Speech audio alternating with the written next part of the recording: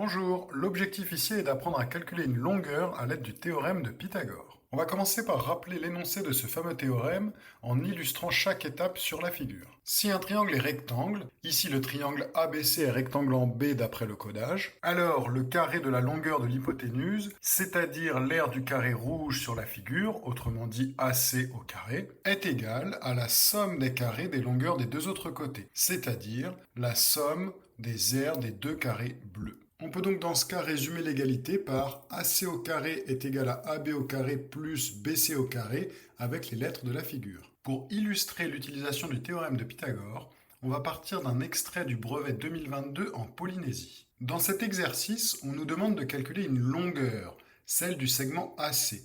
Et on sait de plus que le triangle ABC est rectangle en B d'après le codage de la figure. On va donc pouvoir utiliser le théorème de Pythagore. Je vais proposer un exemple de rédaction qui permet d'obtenir tous les points à ce type d'exercice. On commence par justifier l'utilisation du théorème de Pythagore en précisant que le triangle ABC est rectangle en B.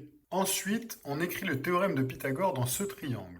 AC au carré est égal à AB au carré plus BC au carré. On remplace AB et BC par les valeurs de l'énoncé, 3,9 et 5,2. Puis on en calcule les carrés et on obtient 15,21 et 27,04. AC au carré est donc égal à 42,25. Pour calculer la valeur de AC, on fait la racine carrée de 42,25 et on obtient bien 6,5.